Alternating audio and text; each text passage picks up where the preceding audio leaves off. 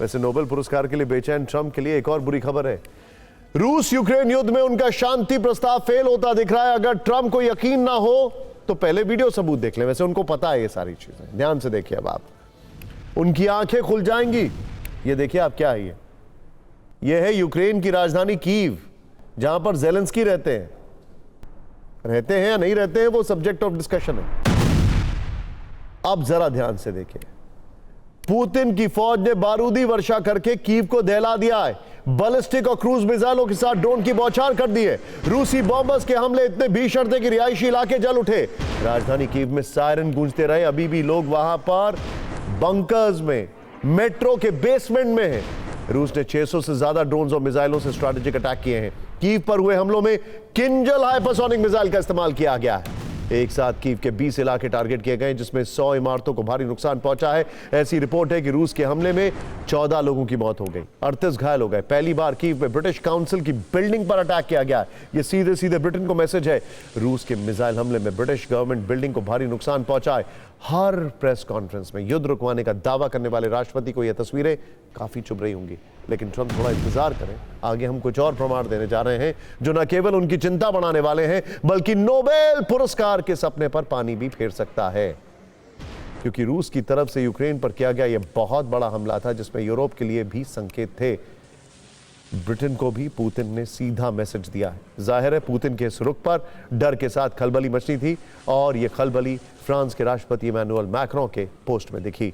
Macron ने कहा है कि यूक्रेन पर एक रात में 629 मिसाइल और ड्रोन से हमला किया गया। रूस का शांति का विचार यही है, आतंक और बर्बरता। मैक्रों के पोस्ट में दूसरा डर यूरोप को लेकर है। उन्होंने कहा कि रूस न केवल यूरोपियन यूनियन के दफ्तरों को टारगेट कर रहा है, बल्कि ब्रिटिश काउंसिल की इमारत को भी नुकसान पहुंचाया है। ऐसी खबरें हैं कि कीव पर रूस एक और बड़े हमले की तैयारी में, इसीलिए यूक्रेन के 6 जिलों में एयर रेड अलर्ट जारी है। लेकिन पुतिन के इस कदम से अब टेंशन ब्रिटेन की बढ़ गई है। कीव अटैक के बाद रूस की मिसाइलों से सबसे बड़ा खतरा ब्रिटेन को है। रूस के एडवांस मिसाइलों को रोक पाना उसके लिए संभव नहीं है। British think tank royal United services institute की रिपोर्ट में दावा किया गया है कि रूस के हाइपरसोनिक हमले नेटो के एयर डिफेंस नहीं रोक पाएंगे। रिपोर्ट में अमेरिका के गोल्डन डोम की तरह एयर डिफेंस शील्ड की जरूरत बताई गई है। यह कहा गया है कि अलर्ट नहीं हुए तो अगले 20 साल में रूस के सामने ब्रिटेन टिक नहीं पाएगा। ट्रंप ने रूस के विध्वंसक हमले की तस्वीरें देख ली होंगी। अब जरा उनको पुतिन के कुछ सीक्रेट प्लान के बारे में बता दो। ध्यान से देखिएगा।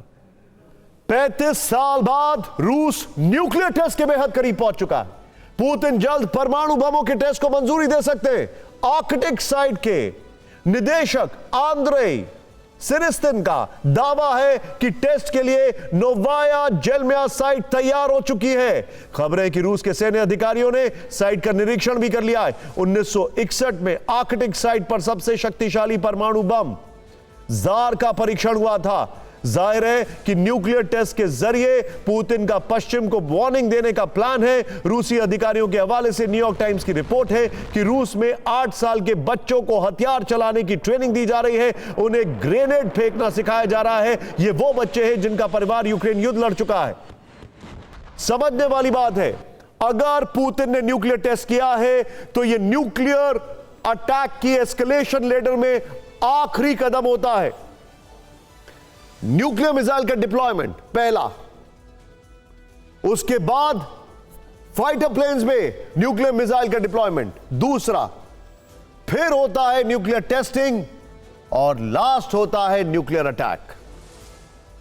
पुतिन की प्लानिंग बताती है कि वो लंबी और विध्वंसक जंग की तैयारी में है। ट्रंप अगर अमेरिकी मीडिया की रिपोर्ट भी देख लेंगे तो उन्हें अंदाजा हो जाएगा कि उनके शांति राग का बुलबुला फूट चुका है। वो सोच रहे थे कि सुपर पावर वाली छवि के दम पर वो युद्ध रुकवा देंगे, लेकिन अलास्का में मीटिंग के बाद हुआ उल्टा। पुतिन अमेरिका से लौटते ही यूक्रेन पर ताबड़तोड़ हमले कर रहे हैं और ट्रंप व्हाइट हाउस में बैठकर खामोशी से सब देख रहे हैं। ये रेड कारपेट अब उनको चुभ रहा होगा। कभी कभी तो ऐसा लगता है कि ट्रंप भड़काने के लिए मुलाकातें करते हैं या करवाते हैं। अगर उनके शांति प्रयासों में दम था तो फिर इतने बम क्यों बरस रहे हैं? क्या वो जवाब देंगे? उनके पास कोई जवाब है भी या नहीं? अलास्का समिट के बाद अब तक का नतीजा यह बताता है कि पुतिन और ज़ेलेंस्की के बीच बातचीत का कोई सीन बनता नहीं दिख रहा है। गोलों की बारिश का सीन जरूर हुआ है, जो फिलहाल नहीं थम रहा है। ट्रंप अपना शांति प्रयास जारी रख सकते हैं, इसमें कोई बुराई नहीं है। वैसे भी वो अपने काम में बड़बोलेपन के लिए ज्यादा बदनाम हो चुके हैं। इसका एक और प्रमाण उन्होंने दिया। ट्रंप ने यूक्रेन को डायरेक्ट सुरक्षा की गारंटी देने से इनकार कर दिया। उन्होंने साफ किया कि अमेरिका बैकअप के तौर पर मदद करेगा। यूरोपीय देश यूक्रेन को सुरक्षा गारंटी देंगे, अगर समझौता होता है तो वो मदद करेंगे। ट्रंप के बयानों में इस युद्ध को लेकर उनकी निराशा झलक रही है। हालांकि रूस यूक्रेन युद्ध में इतना बारूद बरसने और ट्रंप के फेल होते दिखने के बावजूद दुनिया ने उम्मीद नहीं छोड़ी है।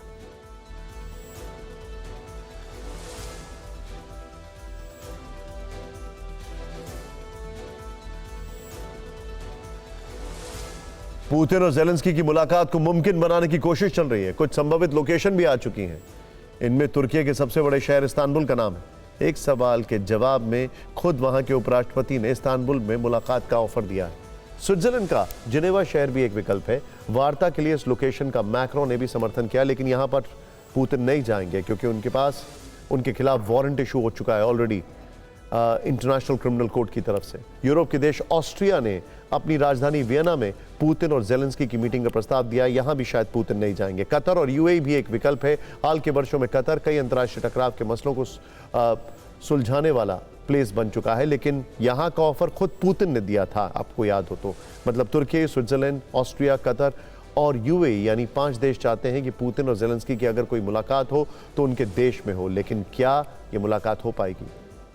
ये चाहते तो हैं कि दोनों मिल जाए, लेकिन फिलहाल ऐसा होता दिख नहीं रहा है। दोनों की मुलाकात करवाने में ट्रंप के पहले से ही पसीने छूटे हुए हैं। अगर आगे चलकर पुतिन ज़ेलेंस्की को लेकर कोई बात बनती भी है तो सबसे पहले हम आपको अपडेट देंगे।